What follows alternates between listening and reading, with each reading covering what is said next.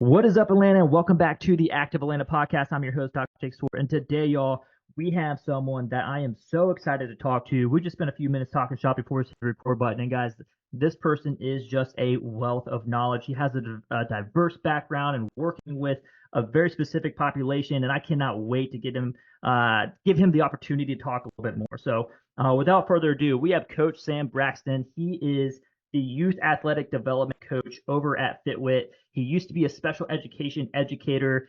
He's got a son of 3. He got a start in strength and conditioning via working with ACL athletes. Guys, these all go hand in hand, and I can't wait to talk about it a little bit more. So, Coach Sam, thank you so much for getting on the podcast. Hey man, I appreciate you for letting me join in, and really excited to once again, like we had our conversation off air, and to talk shop, and hopefully, we talk about some topics and information that really, can help some people out. Dude, I think so, man. I think one, I think that what y'all do over at FitWit is it's so awesome to have that as part of the community here in Decatur, right? So it's not every day that you can find a gym that's put the growth story of FitWit is pretty wild. Started off doing boot camp classes in a parking lot, and look at us now, or look at y'all Yeah, now, right? So exactly. yeah, it's really cool to see that, and that speaks to the leadership over there as well as the just the quality of coaches that have been over there, and no doubt you're part of that network. So man, I got to ask you, going from special education into strength and conditioning, what was that transition like, and what made you want to make that jump? Yeah. So after I graduated from Morehouse College, because that's Okay. what actually brought me down here to Atlanta. I'm from Seattle, Washington. Oh So wow. Okay. yeah, I traveled from West Coast to East Coast. Yeah, let's go. And so after I graduated, I worked for an agency called Seneca Family Agencies, and I worked with their specific program called In Tandem Hmm. that collaborated with Seattle Public Schools to help kids that have more emotional behavioral disorders and problems transition back into the classroom. And if you work in special education or even worked in schools, you probably heard about individual education plan, an IEP. Yeah, yeah, yeah. Sit in these meetings and talk with teachers and administrators and our counselors and talk about how we can help kids get back to their classrooms, and this is where they're at, and then devise a plan on how to get them to their ultimate goal. And so I kind of took that with my exercise science kinesiology degree from Morehouse and said, well, how can I kind of relate this to fitness? And then I found strength training, read Yeah. one of my favorite books, The CEO Strength Coach. Mm. And from there, I just took this deep dive. I was always a big exercise and fitness enthusiast, but reading that book, I really discovered a whole new realm of strength and conditioning where that was really what the process of everything is, figuring out where people are, where do they need to be, and then just reverse engineer it. So I was Hmm. already doing it in a kind of behavioral realm in special education. And Yeah. then now I get to do it in the realm of, barbells, trap bars, dumbbells, conditioning and exercise physiology. And so that's how I kind of made that transition. I know that's a little bit, side road, not usually the most typical route, but that's what worked for me.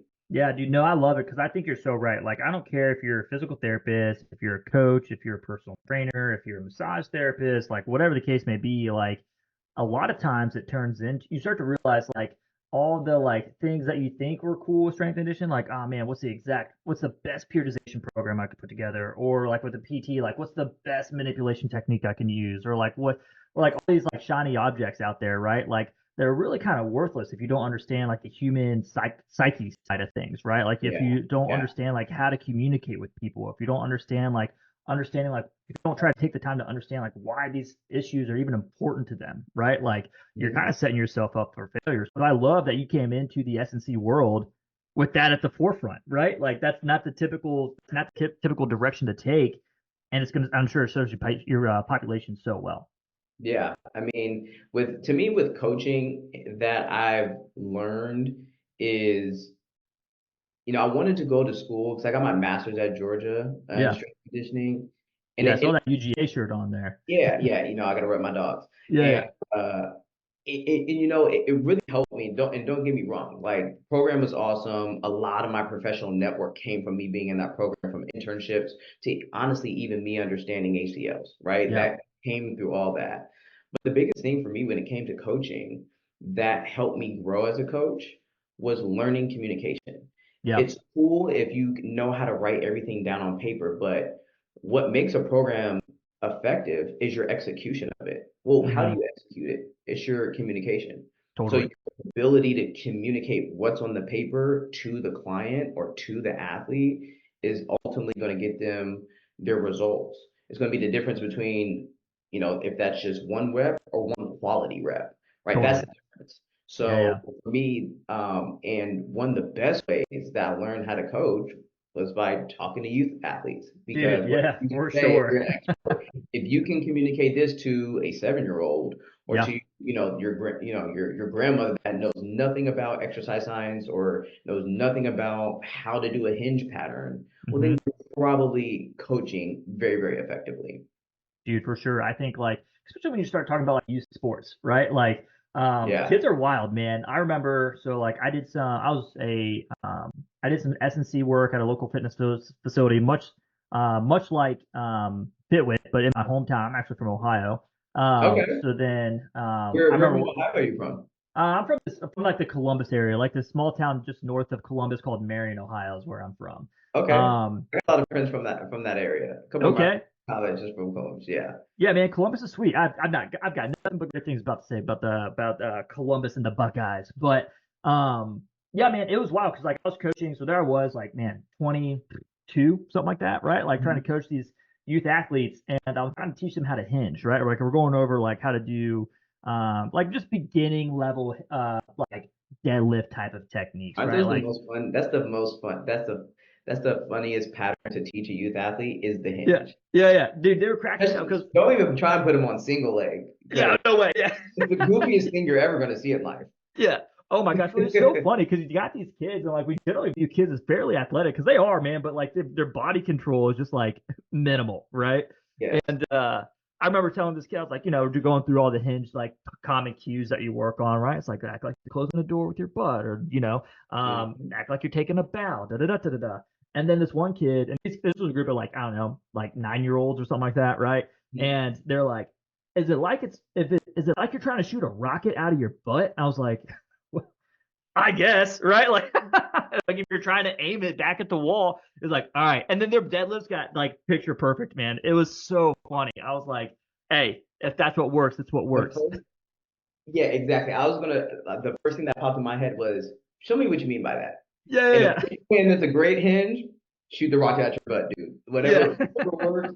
Sometimes you just find that the goofiest cue and you yeah. don't think it's gonna work, and it works out, and it's like, well, if it works for you, it works for you. Let's do it. Yeah, it was so funny because like of course everyone got a big laugh out of it, but then it was almost like monkey see, monkey do, right? Because then the kid Yeah. demonstrated what he was talking about. And then all the other kids got after it, right? And then it just became a game. And then that's what it was for the rest of the camp. I was like, all right, sweet. At least we got it down, right? Yeah. But see, it's those little moments with youth sports training and youth training in general Yeah, is why I really love working with the population. totally. Um, I actually have a funny story that's very similar to that. This is actually our last term, one of our high school students. Yeah, And he was comical all semester, like yeah, all our 9 weeks in it. And I remember we were I can't remember which exercise that we were doing, specific exercise that we were doing. But I believe it was it was we were doing single leg RDLs actually, in yeah, fact. So we were working that hinge pattern. And I remember at the top I was like kind of cueing, hey, squeeze your glutes, aka, and I was like, aka your butt, because do youth athletes know what your no, glute is? no And I way. always say just because from a professional lens, okay, this is your Totally. glute. Hey, you guys, this is your butt. Let's just be clear with it. Yeah, yeah, And um, the funniest moment happened because it like was a light bulb moment. He was like, "Wait, your glutes are your butt?" yeah. I was like, "Yeah, what did you think I was saying?" He was like, honestly thought you were talking about gluten the whole time."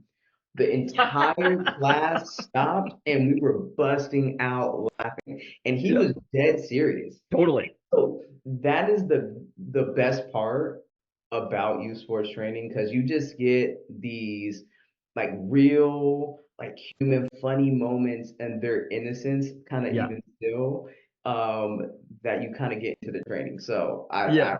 I got thousands of different stories just like that. Yeah.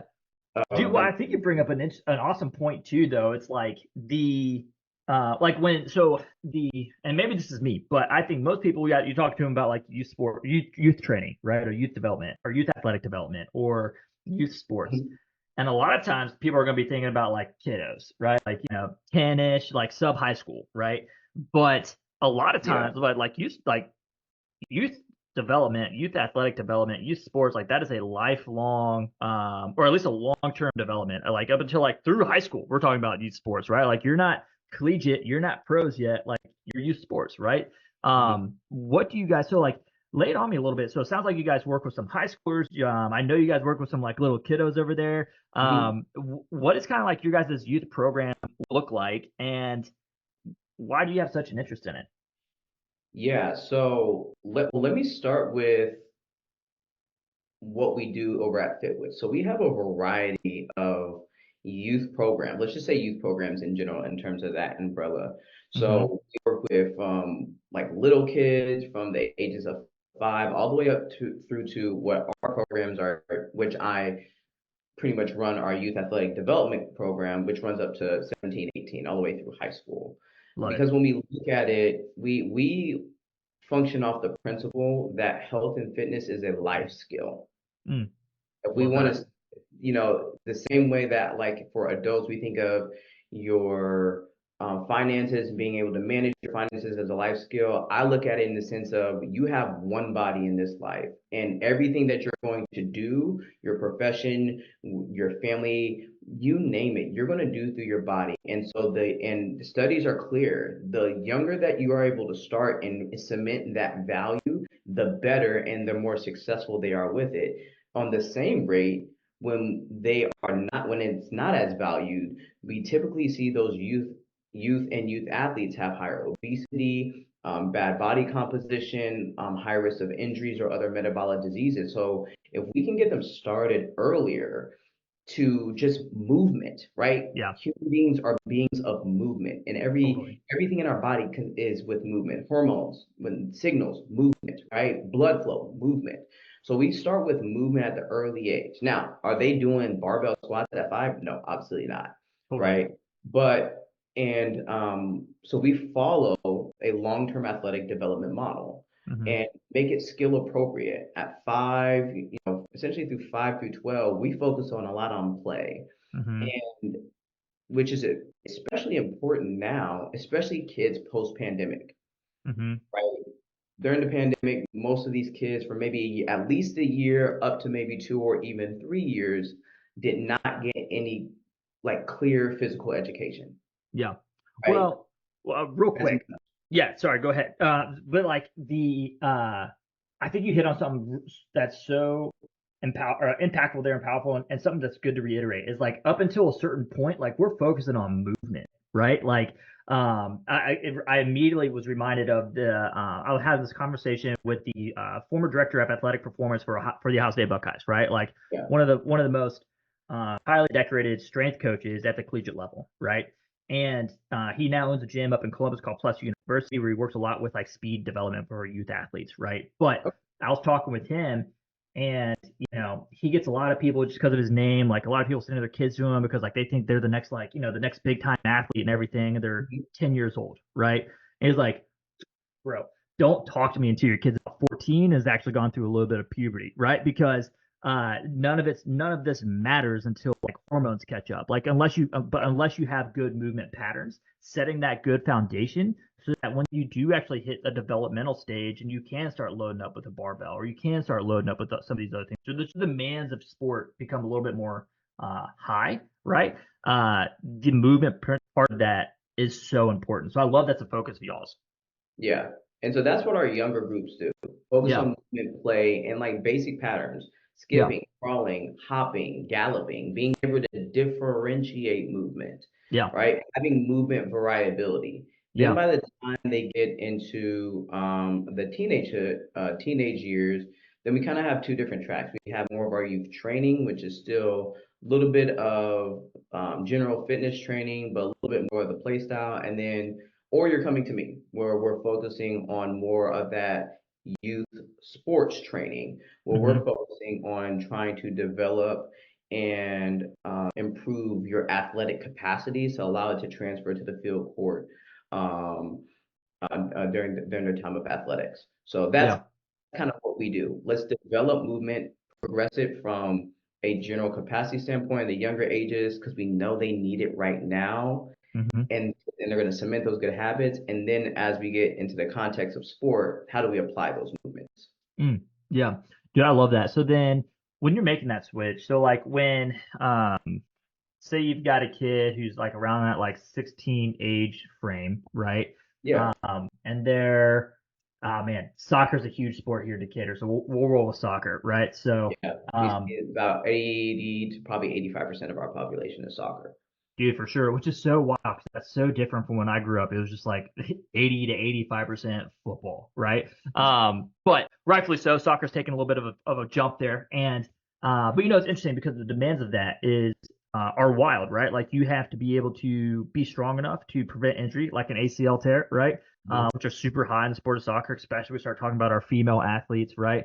Um, but you also have to have the metabolic conditioning to handle the endurance aspect of a game like of a sport like soccer as well. So like what would be kind of like your approach of like that 16-year-old high school athlete that's trying to make the Decatur high school soccer team?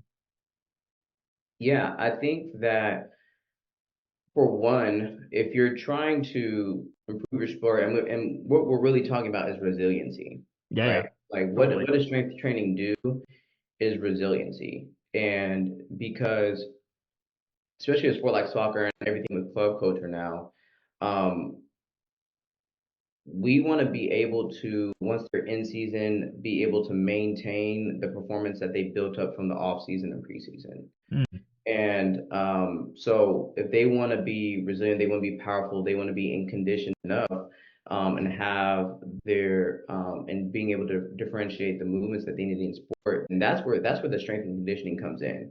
Strength and conditioning is not to make them the best weightlifters, yeah, yeah. right? That like if you're trying to make them, the best weightlifters, then you're doing strength and conditioning wrong. The Right. strength and conditioning is supposed to be a tool, and Yep. every tool has a purpose. So my purpose with strength training is, hey, let me develop power, let me develop speed, let me develop intermuscular coordination, right? Hmm. Like that's why we want to develop strength training. So working through them and having a proper, time to really develop their overall capacities because even if they're 16, right? And you know this, right? That just because you're 16 years of age doesn't mean that your training age is 16. Yeah, yeah, yeah. 100%. Yeah. It could be zero. Most likely is zero, Absolutely right? zero, Yeah. right? Yeah.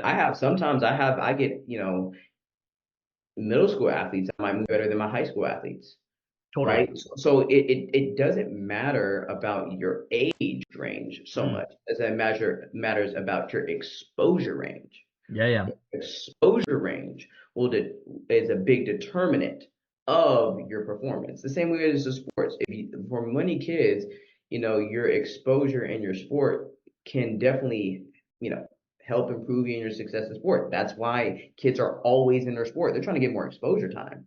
But Totally. in the same way, if you don't have the resilience to match your exposure time, that's when we have that imbalance, and that's what we try to fix.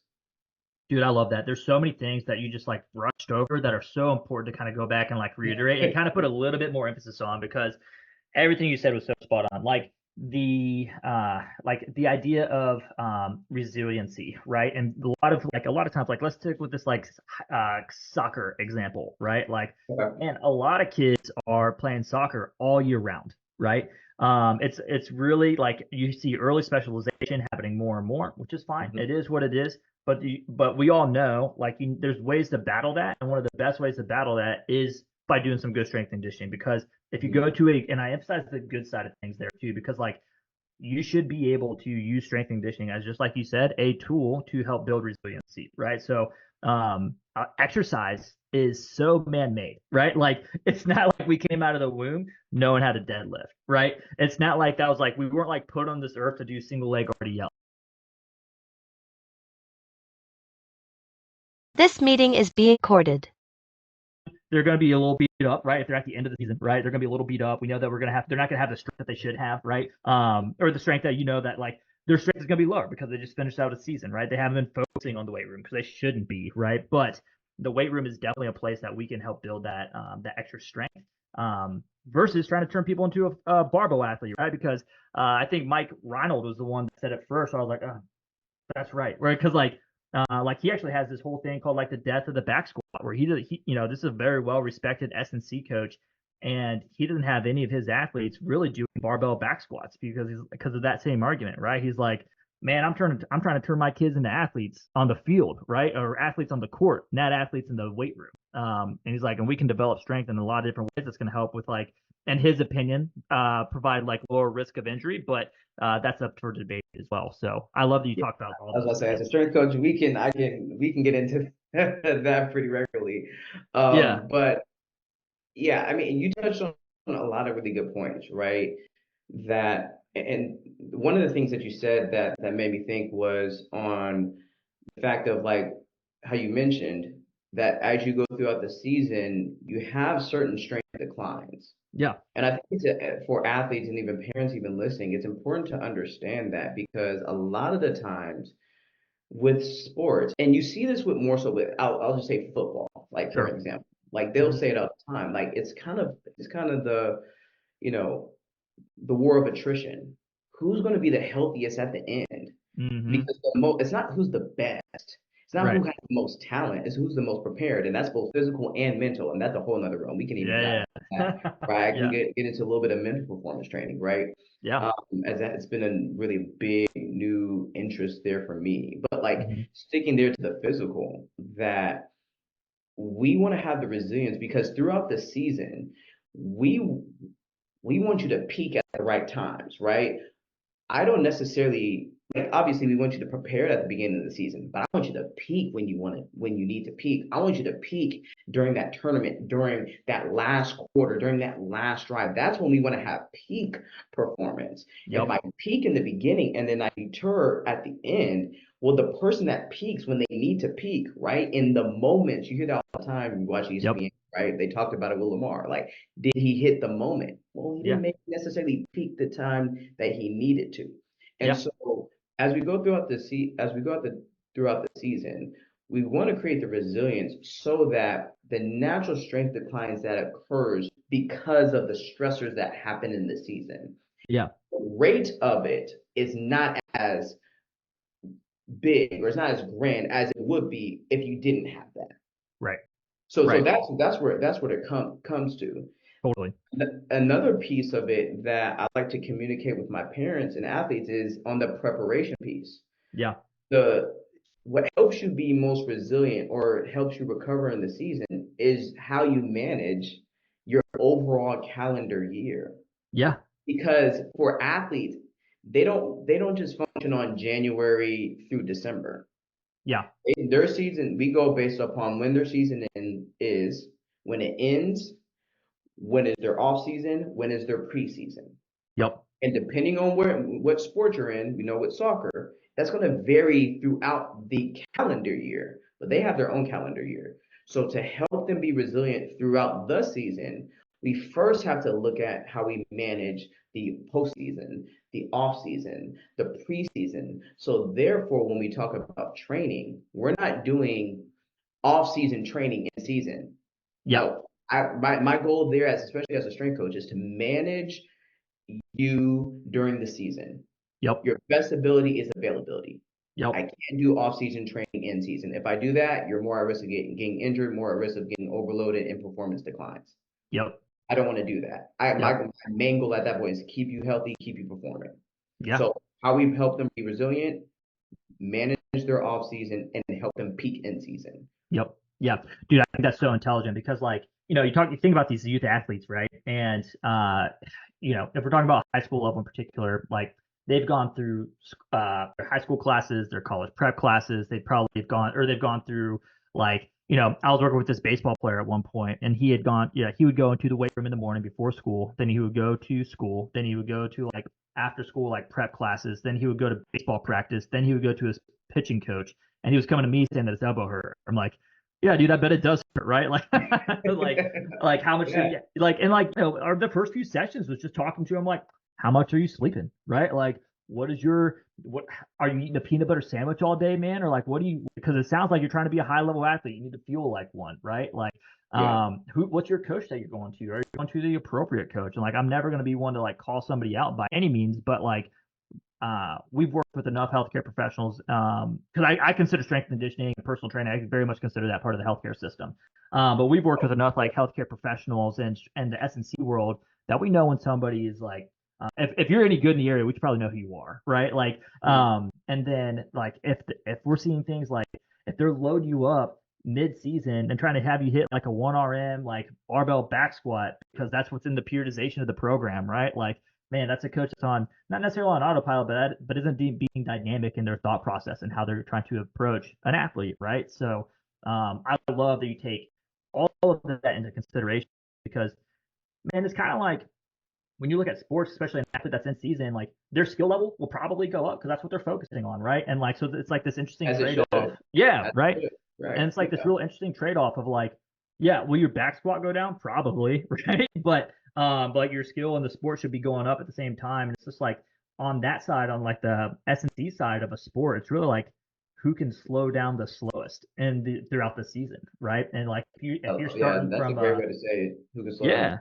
yeah, Yeah. yeah, because if you can start at a higher point, you've got more room, then you've got more gas in the tank to kind of like give up, right? So I love that that's what you focus on, that you understand, not that you understand, but like that you emphasize the fact that like anything that's going to be important during the season is all about what we do like after the season, preseason, leading up to when is the peak moment of your season that we need to focus on, Yeah. right? How we Yeah. get you most And in the prepared. private sector, it's a little bit obviously it's gonna be a little bit harder because by that time, wait, say that again? No, I'm sorry, you're good. What were you saying? Yeah, I was saying that in our program, even specifically, like that's not something that we just talk about or that's theory, like it's put in practice. Yeah. So many times we have our classes that we have for middle school and high school. I have athletes that are both in season, preseason, and off season. Yeah. And it's important for me as their coach or through one of our assistant coaches to know that because how we will handle that session will it is or how we handle the session is going to be determined on like where they are at in season. If I have an athlete that's in season, it might be a day where like, hey, yeah, this is going to be like your more higher intensity lift. Mm-hmm. But say, for example, they have a game on Thursday and it's Tuesday. Well, I'm not gonna lift you super heavy, Right. right? I'm gonna give you a good stimulus, but I'm gonna be looking at that 48 to 72 hours for you to recover your CNS to recover, Yep. right? Or if you just came from if you had a really hard practice yesterday, I'm probably gonna draw back the intensity a little bit. Yeah. I'm going on the next day to help facilitate recovery and that's why like knowing your stuff, the physiology and stuff and everything like that matters because once again, what is the ultimate goal? It's not for Mm-hmm. them to perform like yes, to a degree, we want them to perform well in the weight room, Yeah. but because as strength coaches, that strokes our ego, right? But I Yeah. mean, but at the end of the day, what makes it even better is when I hear like, hey, they were able to go up to the next team, like, or hey, they scored this many goals, during this weekend. Like that's at the end of the day is what matters. And Totally. so we do that in a very practical lens too, of looking of how we want our athletes to be involved. Because once again, we talk about the athlete calendar year, like, okay, cool. If you're in season and you're not getting a lift, you're in season. I recommend you coming into our program at least once a week. Yep. Why? Resilience. Okay. Then when you're off season, cool, increase your frequency. The priorities of when you are in your season is what changes the training, not Yep. the workouts. We don't work out. Athletes don't work out. We train. Why do we Totally. train? And adapt. So Mm. I want to manage your adaptation. And you foster that throughout the year. And that is ultimately how we keep youth athletes healthy. We can manage recovery. We can understand what the stressors going on in their lives, all that. So that's one of the things that we really try to emphasize in our program, even specifically. Man, and then again, this is all built off of having good movement foundations, right? Which if we can Yeah. circle back around and if you can get those kids in there when they're a little bit younger, we start working on those movement patterns. Dang, man, think about the advantage they're going to have when they get into when those hormones do hit and they do start working on resiliency and they are trying to hit some maxes in the weight room. Like, oh my gosh, man, it's like Yeah. hitting rock. It's like putting lighter fluid on a fire, right? Well, what is sports? Sports is really utilizing movement to accomplish a task. Yeah, yeah, Right. yeah, So like, cause yeah. there's sports, but we say it all the time, sports specific. Well, what does that mean? There are Mm-hmm. sport specific demands for each individual sport. Yep, Yes, basketball, I was a hooper. So basketball and soccer both do change of direction. yep, The way in which they do change of direction are different. yeah, Are there some similarities? Sure. But one has a ball in their feet, one has a ball in their hand. That yep, changes their acceleration angles. That changes in how they maneuver, right? We can even look at that from how they accelerate in 10 yards. yeah, Your ability to use movement to solve tasks is the difference. And having more movement variability to be able to differentiate and distinct movement and then to apply it in those contexts is the key. So I yep, want you to have as much movement variability, and then in that sport specific context, you build your ability to access that. I call it your toolbox. yeah, I yeah, want you to access it, your toolbox when you need it. But if you don't have the tools in your toolbox, yeah. well, Man, that next person up is going to be able to get you, right? Like, right. man, dude, I love that. This has been great. So, Coach Sam, if somebody wanted to reach out and learn more, which I hope you all do, man, if you've got a kid that's in sports or, is just curious about movement or you just want them to like learn movement practices and movement styles, this is, I couldn't recommend these guys enough. They're fantastic at what they do. If they wanted to reach out to you or learn more about FitWit or y'all's youth development program, what would be some really cool ways that they could do that, or easy ways that they could do that? Yeah, for sure. Well, one of the ways, if you're a youth athlete out there, follow our FitWit youth page, right, on Instagram. That's one way in which you can do it. Where we talk about things related to sports performance, strength training, and even just highlight some of the cool things for athletes in our program. Like today, I'll post about one of our athletes, who won his meet last week over at Decatur High School. Let's go. He's been Yeah. in our program for a while now, right? Yeah. He's been doing awesome wrestler.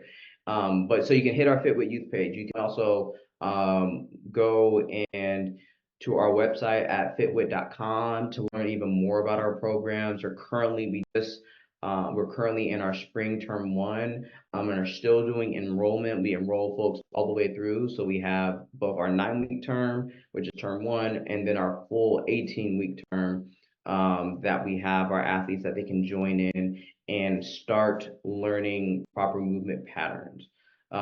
Initially on, because we want them to stay healthy, we want them to perform well, and then ultimately we want to cement the principle of health and fitness in their life. And then for example, if you're looking for any individual training, we have tons of sports coaches that have different individualizations and niches. I know for mine, like one of mine, as we were kind of talking, was ACLs. We Yep. have one of our other coaches. He used to play collegiate football, works with a lot of football players, baseball players. Another guy, he was actually our intern this time last year from Morehouse College and ran track there and works with a little bit of some of our other team sport athletes. So we have a lot of people that do a lot of different things. But if you're looking for any training, you can always hit me up on my personal email at sam@fitwit.com. Right. And then Awesome. from there, we can direct you to help you out in any regard. Yeah. Dude, Sam, this has been great, y'all. Again, I can't recommend them enough. I think that they do an incredible job, and this is just a piece of what they do. Their adult programs are just as sweet, but I was super excited to talk with Coach Sam about his youth development program here, and um, you know, we just touched on the surface on a number of reasons why I think they're amazing, and why I think that youth development program is so unique. But definitely check out those resources, learn a little bit more. And Coach Sam, man, I really appreciate your time to get on the podcast. Oh yeah, man. I appreciate it too. We got to do this another time real soon. Yeah, absolutely.